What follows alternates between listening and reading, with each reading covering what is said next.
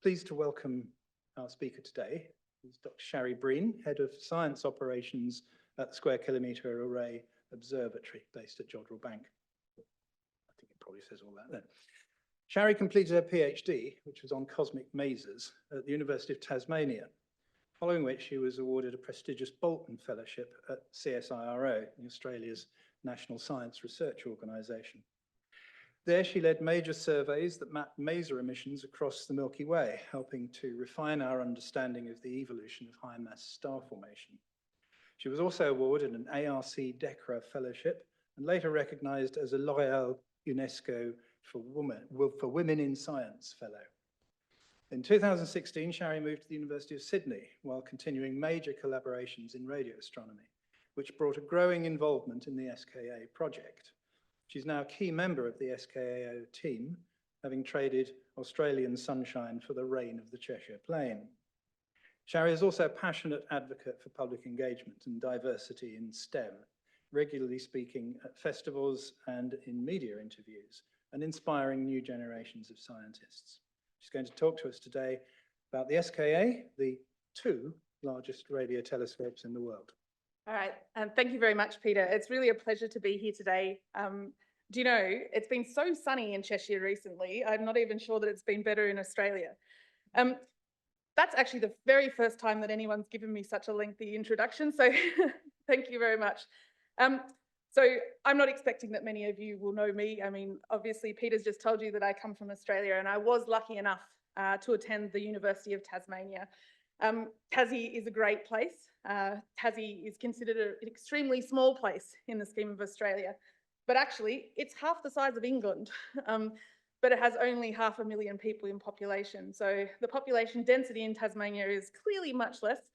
The great thing about going to the University of Tasmania, though, was that we had radio telescopes. I mean, there was a 26-metre radio telescope that I got to play with all of the time during my university career. And we also had a 30-metre radio telescope in South Australia. So it was really a great place to study, and probably what ultimately led me to the kind of role that I have now, working in the operations at the SKAO, doing very little science these days. So I'm going to do as I was told and use the mouse. So who is the SKAO? The Square Kilometre Array Observatory is a global collaboration to design, build and operate the 2 largest radio telescopes in the world. We are an intergovernmental organisation, and in fact, only the 2nd intergovernmental organisation in astronomy, of course, after ESO, the European Southern Observatory. We were born as an IGO just a few years back now in 2021, but I'm sure many of you are aware that the SKAO, and before that the SKA, has existed in different forms. I mean, this has been a long time coming for many people. In order to build such a large set of radio telescopes, it really is a global collaboration. And down in the bottom right-hand corner, you can see highlighted a number of the countries that are engaged in partnership in the SKAO project, including the African partner countries there in a gold colour. We now have 12 full members. So Australia, Canada, China, Germany, India, Italy, the Netherlands, Portugal, South Africa, Spain and Switzerland. And of course, last but not least, only last because of the alphabet, the UK. There's a number of other countries that are at different stages of hopefully becoming members, and some really early conversations ongoing with a few more countries. So our official mission is up there on the right-hand corner. The SKAO's mission is to build and operate cutting-edge radio telescopes to transform our understanding of the universe and to deliver benefits to society through global collaboration and innovation. So what exactly are we building? We are one observatory. We have 2 telescopes across 3 sites. So SKA Low is the first one on that slide, and unfortunately, these were videos that haven't translated well into Microsoft, so you just see an empty field where there should be antennas. But SKA Low will eventually consist of 131,000 low-frequency antennas arranged in a series of stations. So 256 of these Christmas tree looking antennas are congregated together in a station, and we'll have 512 of those to eventually make up that 131,000. Those antennas are distributed over 74, or will be distributed over 74 kilometres, and this gives us access to something like, sub 10 arcsecond spatial resolution at 110 megahertz. So up at that higher frequency, of course, you have slightly better resolution, but that's the 110 megahertz figure. SKAO will be built in Western Australia, and those of you who have ever seen a map of Australia know that a lot of it is quite empty. The population density outside the East Coast is in general pretty low, but in particular where SKAO is being built, there are very few humans, and that's very important to cutting down on the radio frequency interference. You don't want to be building the biggest radio telescope in the world sat next to 1 million people with mobile phones and microwaves and pay TV and all sorts of things. SKA-Mid is, a series of dishes, so 197 dishes in total, 133 15-metre dishes and 64 13.5-metre dishes, which, for those of you who know about Meerkat, that is the current Meerkat array, which will eventually be included in SKA-Mid. The frequency range of SKA-Mid starts off at that top frequency from low, so the 350 megahertz, goes up to the 15.4 gigahertz, although not continuous frequency coverage, and you can see the splits of the band there on the slide. These antennas are going to be spread over 150 kilometres, which gives us access to something like even 34 milliarcseconds at the top frequency. Now that kind of spatial resolution is usually only available using very long baseline interferometry, where many radio telescopes are connected up. But luckily, we'll be able to do that kind of work ourselves. SKA-Mid is being built in the Karoo in South Africa. So again, in an area where there's low population density.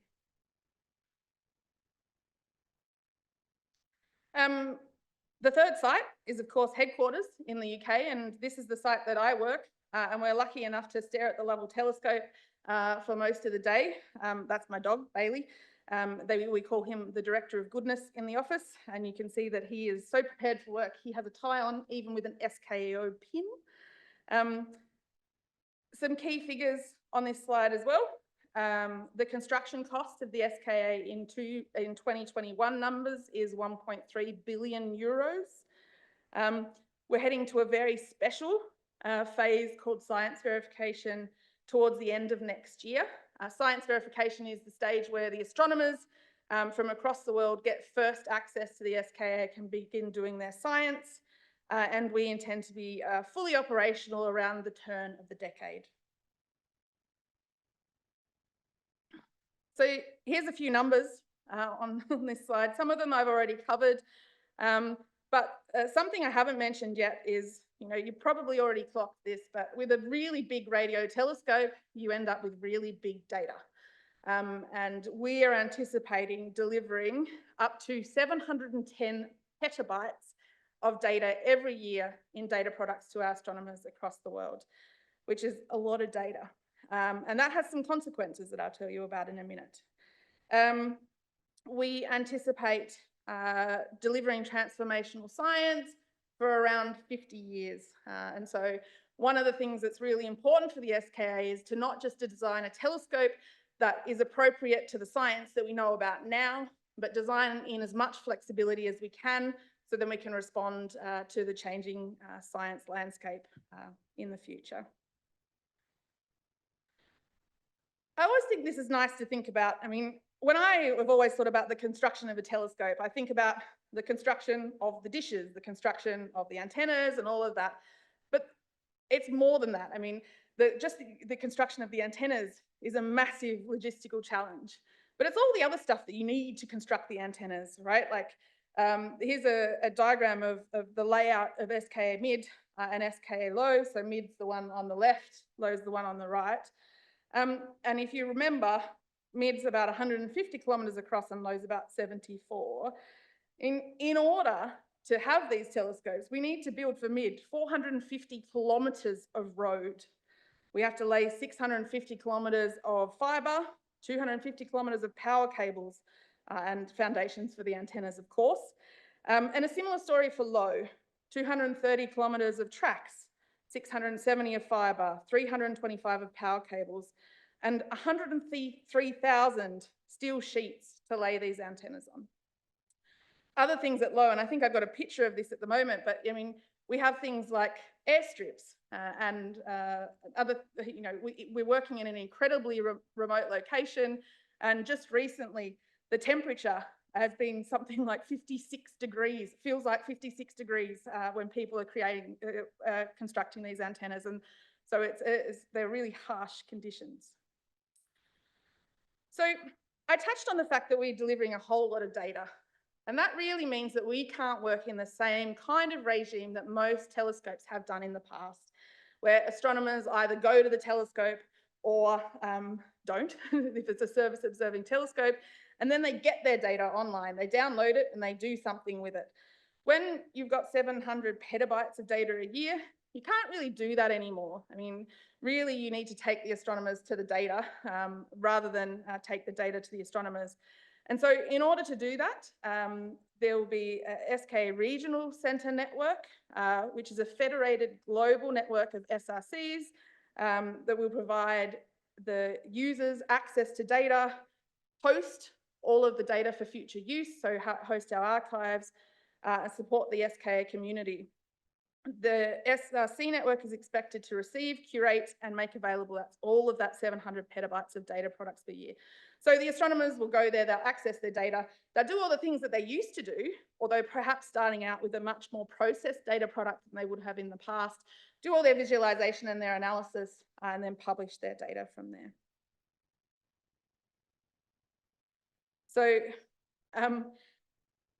this is, I've got two versions of the data flow. This is the less serious one, obviously, where you have a cat with laser eyes, which is the radio emission that is getting to the telescope. The important thing here is really some of the details in the pink, which I think gives you an idea of what these data rates mean. We have the capacity to transfer signals 100,000 times faster than what was the global projected average broadband speed for 2022. We use enough optical fibre to wrap around the world twice.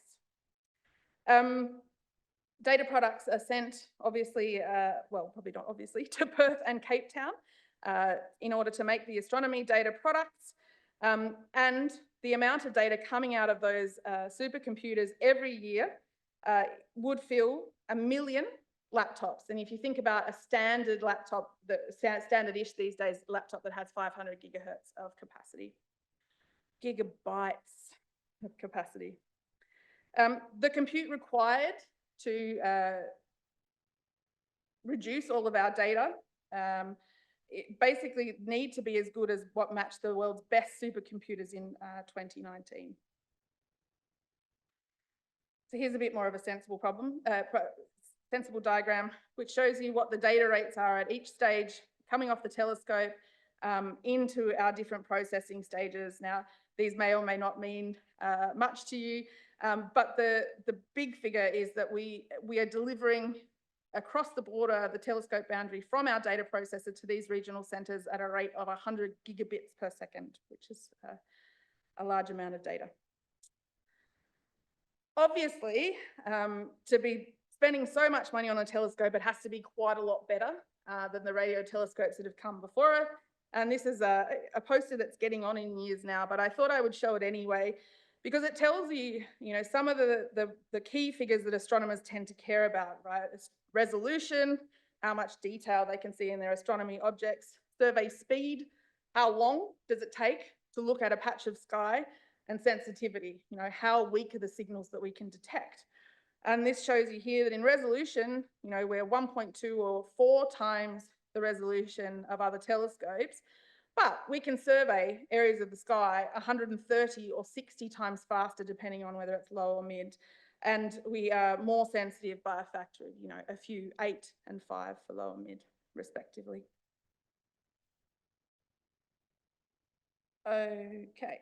So the SKA is being designed with some science in mind, although I did mention already that we want to build in as much flexibility as possible, because, I mean, one of the science cases on this slide, I mean, wasn't around, well, a lot of it wasn't around when the SKA was first designed. So, I mean, transience obviously covers all manner of things, but fast radio bursts are part of that. And fast radio bursts, which I'll tell you a bit more about in a minute, weren't known about until 2007. So, I mean, it wasn't part of the design. We have, let's go to the next slide.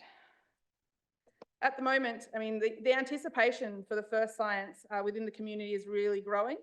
The SKA is no longer a far off dream. And in fact, at the moment, the last time I checked, there were more than 1,300 astronomers arranged in what we call science working groups from 54 countries already assembled and preparing for their SKA data.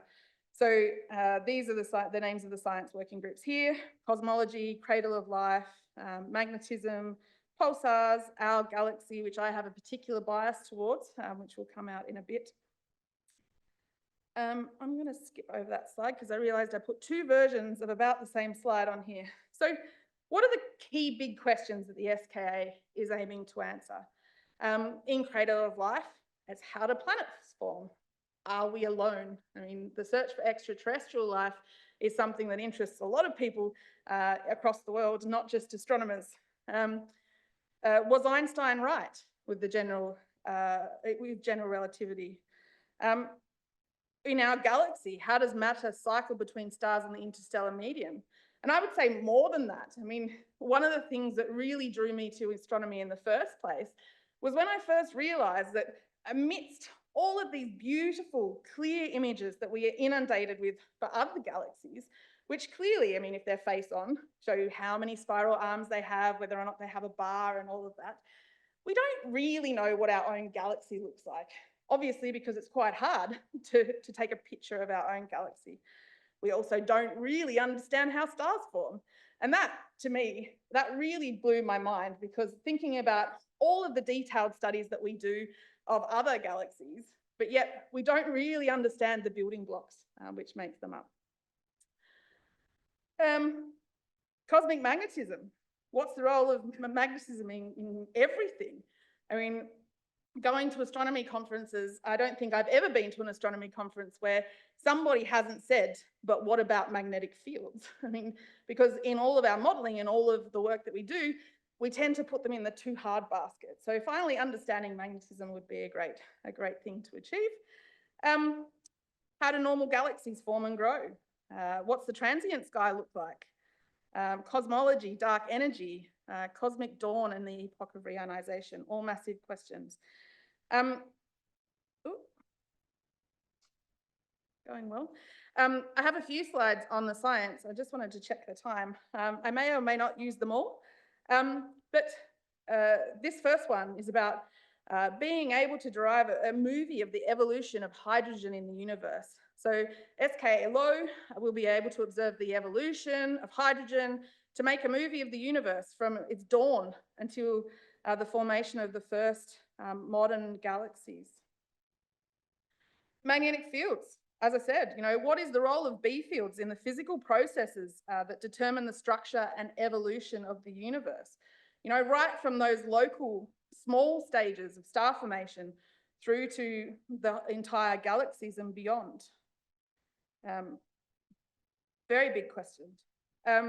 Continuum surveys. You know, the SKA will be able to detect millions of radio sources in the form of not only AGN, so active galactic nuclei, but also star-forming galaxies.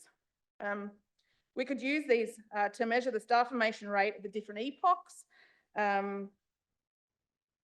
in a much better way than is able to be achieved with optical surveys. I mean, radio waves are great, right, because we don't suffer the same problems with extinction due to dust.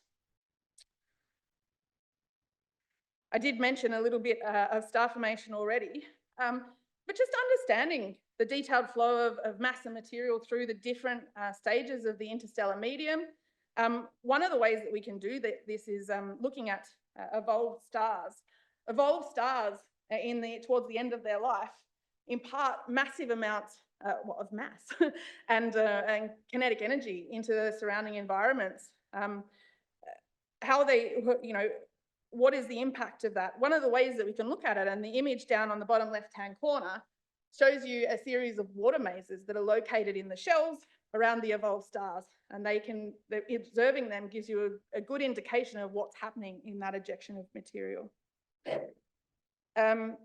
We can also do things in the galaxy like look for stars, do parallax observations and work out the distance to the spiral arms. Of course, distance is a really big unknown in trying to determine how stars form. Planet formation.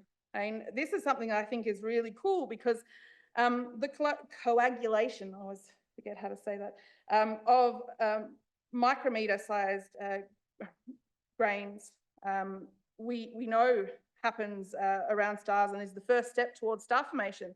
Obviously, we know that planets exist, and so they must be able to break through what we call this centimetre barrier, but that's a real struggle for theories, right, is to get that centimetre, go through the centimetre accumulation of material and eventually turn into a planet.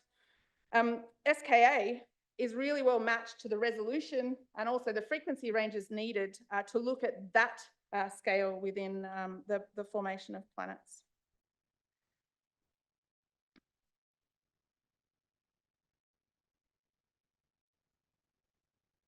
This is one I like a lot, actually. Exoplanets. Obviously, the detection of other planets is cool. If you like astronomy and you don't think it's cool, I don't know how. But magnetized planets like the Earth produce aurora. And I mean, I know it as the aurora australis. I think here it's the the northern lights around the poles that are always accompanied by bright radio emission. Studying that emission tells us about the magnetosphere of the planet, how that planet is shielded from stellar winds, and then potentially something about the habitability of that planet.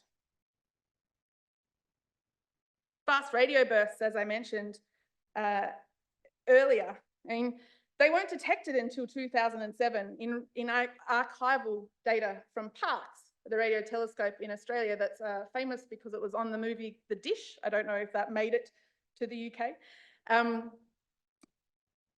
These things impart as much energy as the sun does in 2 days in just, a fraction of a second. And we don't really have a good understanding of where they come from. We think that they come from distant galaxies, but what their physical origin is, we're not sure. Some of these things repeat, some of them don't. Maybe that indicates some sort of evolution. Maybe they're associated with really high energy magnetars, and as they evolve, they stop repeating. We just don't know. Although lots of people will tell you there's lots and lots of theories out there and that their particular thing is correct. Using pulsars, so spinning neutron stars, really stable forms like cosmic lighthouses, to see if we can detect gravitational waves. Also very cool. So I wanted to deviate now from the science and talk more about construction. So tell you where we're up to and how we're actually going to operate this telescope once we have it. So radio interferometers, so arrays of telescopes, are quite neat in terms of building them because you don't have to have every antenna constructed in order to use it. Whether or not you have 197 dishes or 6, you can start using the telescope. So we're building this telescope in a series of what we call array assemblies. And you can see on this slide, I mean, what they're called is a bit, it doesn't really matter. But we build up from a small number of stations and dishes over time. And that gives us a lot of advantages in making sure that the design of the telescope actually works when we put it on the ground and starting to commission the dishes. So construction is happening now, and there are pictures of stuff happening on the ground there to prove that that is the case. That is actually a picture of one of those low frequency antennas, and in front of that is Phil Diamond, our Director General, who I'm sure many of you have probably even met over the years. So, construction status for the LOW telescope. So I wanted to show you some pictures of some things that I thought were pretty fun. I mean, this image over on the left, which looks like a really nice flat track, that is the runway. This over here is an area that's being cleared that's about 1 kilometre across, which is where we'll have a lot of stations. So you can see in this image down below, there's a bit of reflective material. That's where that mesh has been laid out already. You can see that there's an area here. I think, can you see my, oh, you can't see my cursor. An area here that hasn't been cleared, and that was an area of special cultural significance, and so we have to build around that. This is a trailer of antennas that are being moved onto the mesh, so they build them in a better environment, not as harsh, in the sunshine, somewhere a bit cooler, and then put them on this trailer and go and attach them to the mesh. And that's just a friend that they tend to find quite a lot in Australia.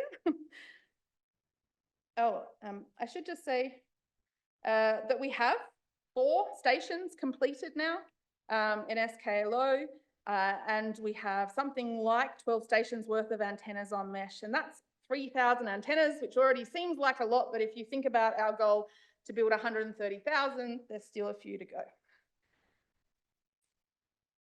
Right, in terms of milestones, this was one of the big milestones that happened in September, and I was lucky enough to be in Australia in a room where this was shown for the first time. This is what we call the first fringes from SKAO. So basically this shows that the correlation of data from 2 separate antennas, and it signifies, you know, that LOW is working as an interferometer. SK emit, similar thing, you know, real stuff is happening on the ground. And you can see here, this is the first dish that was completed. We call it SKA 63 because we're really creative in our naming schemes. This is when the dish surface was lifted and put on the pedestal, which is always a nervous moment for a number of people. This happened in July last year. And likewise, I mean, there's some more pictures here to prove that this is real. That is a picture of me in front of that very first antenna. I've seen it with my own eyes. I have, in fact, hugged that antenna. And it was, I mean, that might sound a bit stupid, but when you've been working towards something for so long, I mean, it's actually quite emotional. Phil told me this, you know, when I go there, that you'll feel emotional seeing it, and it was. We have 3 antennas assembled on site, which are currently undergoing testing. We have 1 antenna assembled in China. That's where our antennas come from.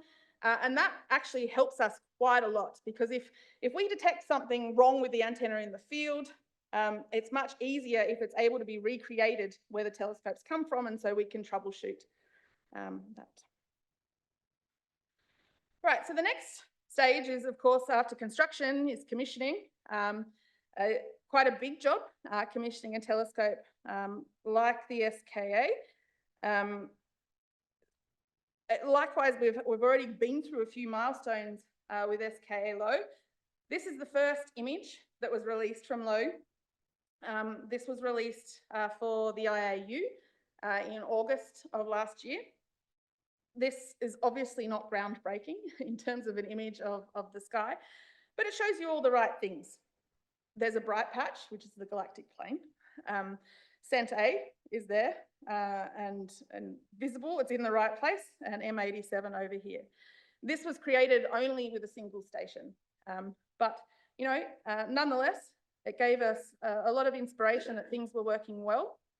And some of you might have seen this press release that happened more recently of an image that was made with the first 4 stations. So it was produced using only 1,024 of the antennas. So again, only a small fraction, but now you're starting to see a little bit more sophistication in the image. In fact, there are 85 known galaxies detected in this image.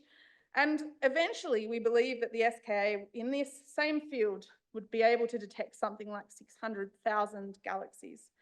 And I just put a quote there from Phil that said, with this image, we see the promise of the SKA Observatory as it opens its eyes to the universe. This is a simulation that essentially shows you what I just said, you know, that as we increase and add more and more antennas I keep thinking you can see my cursor, from here to here and then here to here, adding more and more antennas that we will start to reveal more and more information about the galaxy due to the added sensitivity, but also the added resolution of more antennas. I'll check the time. All right, so fine. Construction, commissioning, all happening. But from a community's perspective, they don't really care what we're doing. They want to know when they can use it. And so I wanted to talk a little bit about that now. So I mentioned this stage of science verification a little bit earlier. We anticipate starting science verification towards the end of 2026. That is when SKA low and mid will be approximately equivalent, comparable to current facilities. So 64-ish antennas and 64, I think it's actually 68 stations now.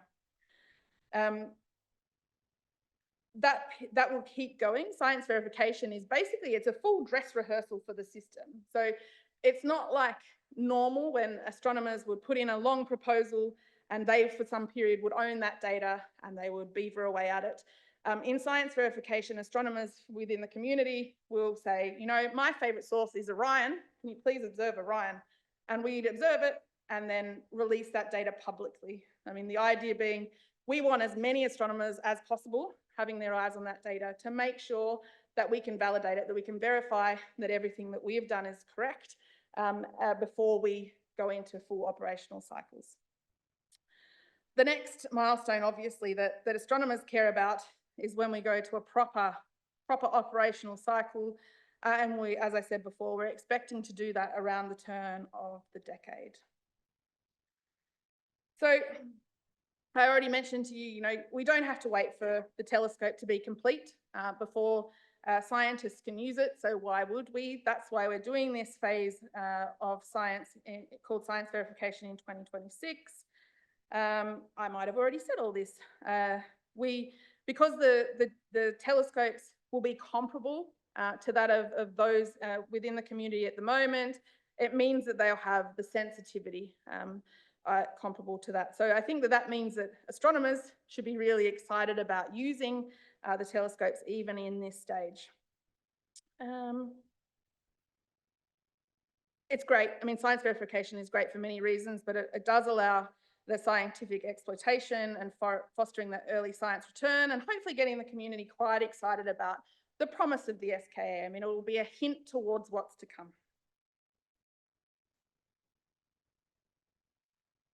So we'll continue doing this science verification until we get to full operations.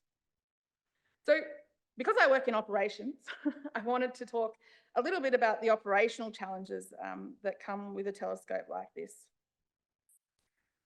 So for good reason, we're building the SKA to be incredibly flexible. I mean, if you're spending this much money and you want to be operational for 50 years, you don't just want to be operational in one mode that does one thing. I mean, we are trying to design in as much flexibility as we can. And obviously we have a lot of flexibility already. We have 2 separate telescopes covering quite a wide frequency range. We're also able to do quite cool things like when you have 197 dishes, you can split that up into smaller arrays if you want. I mean, if the science goal is to look at as much sky at the one time as possible, or maybe it's to get a really great image at more than one frequency at the same time. Astronomers can split up both SKA telescopes into up to 16 individual arrays. We have really flexible back ends, and it allows people to do lots of different kinds of modes at the same time. So here, you know, broadband continuum, which is quite standard. really fine resolution to look at spectral lines, pulsar, so time domain science, pulsar and transient search, pulsar timing, very long baseline interferometry. Actually, we can do all of those things at the same time, as you know, on one subarray and then split off another subarray to do something else. I am yet to think of a science goal that would require you to use all of those modes at once, but eventually the SKA will be capable of doing that. Flexibility is great, but all this means that our systems are hugely complicated. As I have also mentioned, our data are big, and that means that we have to reduce the size of our data products as much as possible. We are not anymore delivering raw data products to the community. Our bread and butter is to deliver a radio image or cube to the community rather than the constituent data products. Of course, this is good for reducing the size of the data, but it also means good things for science, I think. It means that you don't need to be a radio astronomer to access the SKA. A lot of the greatest science that's happening at the moment in astronomy relies on many different wavelengths at the same time. And so maybe someone's an X-ray astronomer. They should be able to come along and use the SKA and just do great science. But again, creating data products for astronomers is hugely complicated. I mean, astronomers in the radio astronomy community are very attached to their data and very attached to having the control of creating their data products and making sure that we have a system that's able to deliver them what they need makes our job quite hard. So this is a slide that shows our operational model just in really brief terms. So those of you who have been astronomers or are astronomers or have applied to any telescope are probably aware that, you know, you write your application to a telescope.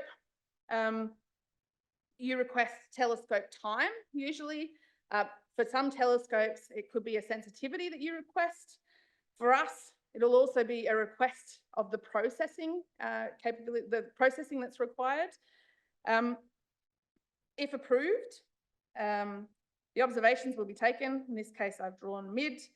The observation might sit around on our computers for up to 2 weeks until the data products that the users requested has been created and passed really strict quality control, because we can't go back and reprocess our data like many telescopes can. We have to do a good job.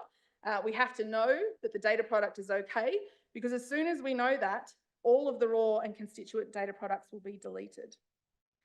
Then these data products are queued for delivery to the SRC net, where the users will do all the things like visualize, analyze, and create what we call advanced data products.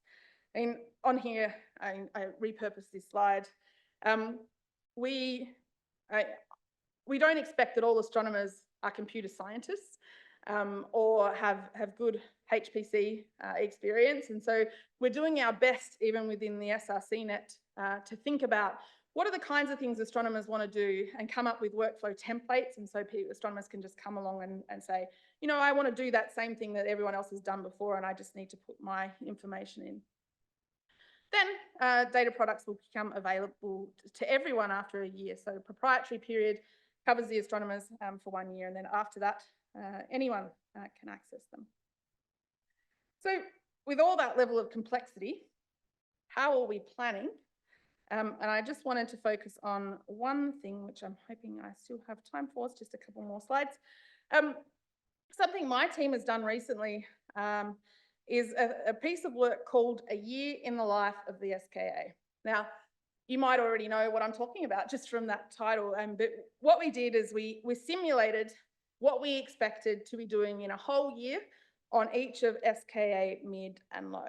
So we were thinking in very steady state operations, so something far down the track, 2033, although I think 2033 is going to hit me hard before I know it. We assumed the capabilities of the telescope that we're planning to deliver. That's probably an obvious one. And we covered as much of the system as we could reasonably include. So how many proposals are we expecting? I mean, that impacts the way we design our proposal handling system. What are the the network capacities that we think we're going to hit. What resources do we think we'll use more? What are the loads on our science data processor going to be like? Even things like, how many help desk tickets do we imagine receiving? And these are really hard things to estimate, but we can do things like look at the size of our community at the moment, look to other telescopes like ALMA and see what happened when they first opened their doors. We really aim to be representative and not perfect, and obviously we could evolve it. So why are we doing it now? It's because we know the telescope that we're building now. I mean, that's been in flux for quite a long time. You know, in order to do astronomy on a telescope, you need to know the nitty-gritty details. And so we know most of those now. We also have a community which really is quite sophisticated in the way that they think they're going to use the SKA. So we could think up enough scientific projects to fill out a year-long schedule in a way that actually we think is fairly representative of what the SKA will do. Why did we do it? Well, it helps us with our planning. It helps us in designing our tools. It helps us understand that what we're doing is achievable. You know, where are the bottlenecks? Where might the data rates be too high? Where do we have to restrict usage from the astronomers, or where might we need to increase the network capacity? It's also good for setting user expectations. It's it's a massive document, which we are not sharing beyond the SKA at the moment, but we are creating a different version of the document, which will be released publicly. What was really interesting to me, and this might be like something that many of you will have seen coming, creating the year in the life was really valuable because it told us all of those things that I already mentioned. But actually, that wasn't where the true value was. The true value was that doing this forced all the different groups across the observatory to talk and have a shared understanding about how things were going to work. And that was where this piece of work really was worth its weight in gold.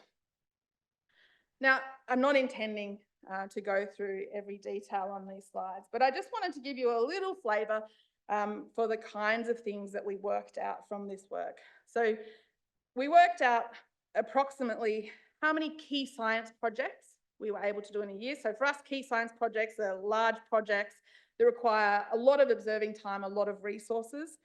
How many standard kind of PI projects, so the principal investigator kind of projects. How much data are we actually expecting? I mean, I said several times now about 700 petabytes of data. What I didn't mention to you is that 700 petabytes is associated with the full complete SKA. We anticipate actually starting off operations with a telescope that's slightly smaller than that, an array that we call AA star, which consists of 144 mid dishes and 307 stations. And because of that, our data rate is a bit lower with that. So we're expecting something more like 300 petabytes a year in this phase of the telescope that we're building right now.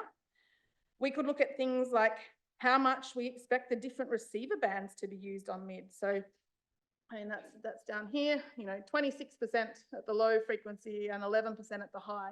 We always anticipated that our middle band would get the most use, and so that's sort of reflected in this.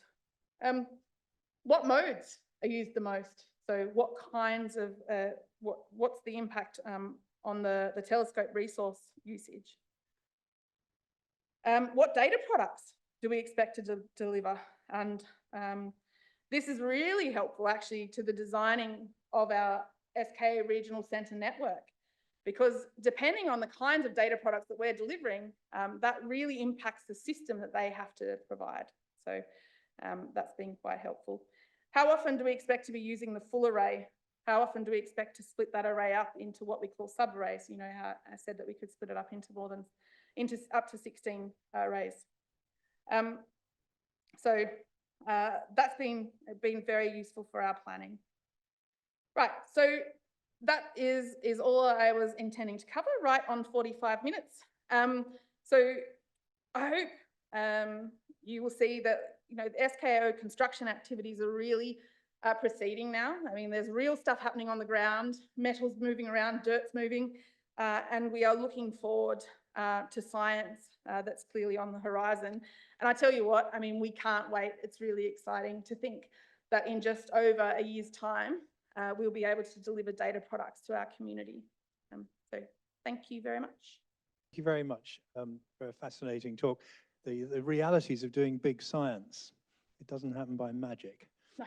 Are there questions? I just wanted to ask about the what was going on at Jodrell Bank. You mentioned that earlier in the presentation. So what work's being done there?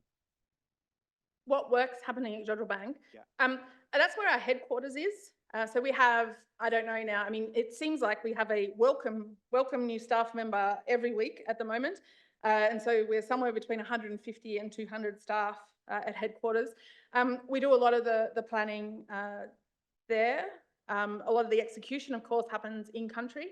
And so our Director General resides at Jodrell Bank, for example, and a lot of teams. In science operations, we have a split group. So, I mean, I have a number of people at headquarters, and we have staff in the sites as well. So no antennas, unfortunately, but we get to look at the JBO ones. Oh, thank you, Dr. Breen. That was excellent. And congratulations on your work with this project, a massive project. So I've got a couple of questions, if I may. Do you have to watch out for radio emissions from the sun? Would they blow the system? They won't blow the system. I mean, I think we're safeguarding ourselves against that. The sun can get very bright though, but actually a lot of the science cases that people want to do is about the sun and looking at solar flares and things like that. So, I mean, Meerkat's proven recently that they can do really great observations of the sun. So it is one of the science cases we're preparing for. Oh, excellent. And going in the other direction, if you were following the 21 centimetre hydrogen line, how far back in redshift do you think you could go? Ooh, I saw that number the other day. This is very much outside my comfort zone. The calculation I made is nearly 20 Z. Yes, I even think the first number was a 2, so it was 20 something. Yeah. You got the sensitivity to see some little red dots, perhaps. So I think that's probably where we need the full array. Exactly what we can achieve. I mean, looking back that far, it's super interesting thing to do, and operationally it's also very interesting because they require absolute precision calibration, and making sure that we can give them that precision calibration is a great test of the SKA, right? I mean, it's the bar that we aspire to. If we can do what we can for EOR, then everyone else will be fine. Thank you. Thank you very much. I'm not sorry, I found that really interesting. I wasn't sure if I was going to understand it or not when it comes today. I'm glad. The question right at the beginning, you talked about being 12 countries involved, and the UK was again, which means USA isn't. Does that mean you've got competition, or does that mean you work with them in some other way? That's an excellent question from an look, yes and no. So, I mean, I was going to go back, but I don't suppose it actually matters. I'll leave this pretty picture up. There is a telescope in the US in Socorro called the Very Large Array, the VLA, and at the moment, NRAO, which is the National Astronomy Institution in the US, is trying to get funding to build the next generation VLA. Now, because they're in the planning stages, this telescope has all the bells and whistles, and it's going to do this, that, and the other thing. I mean, we hope they do achieve it. They're not funded yet, and given the temperature in the US at the moment, it's hard to know what will happen. But actually, the NRAO is a really good partner for us. I mean, they have a very big telescope already, and they're planning towards the next one. And their Director General came and gave a talk to us recently. The two Director Generals have given talks together. So I don't see it as competition, and I don't think they do either. It's more collaborative than that.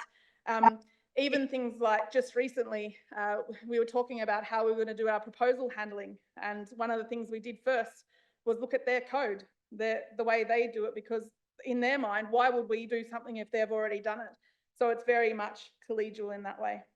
And also in astronomy, right, in radio astronomy, everybody knows each other, right? The two directors are friends, and that comes across really clearly. And you know, one of the head of the compute area for the national astronomy in the US came over recently, and my current boss used to be his boss, and so it's all very, well, it's friendly.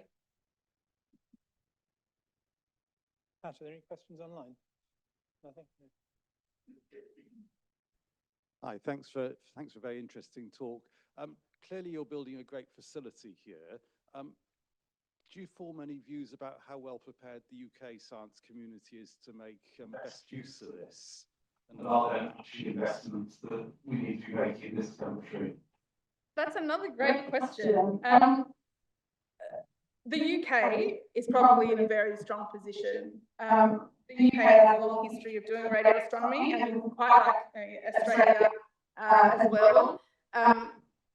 It is something that we think about a bit, and I know that the individual countries think about a bit, because I didn't tell you about this, but our telescope is not open skies like other telescopes. I mean, it's not freely usable by everyone across the world.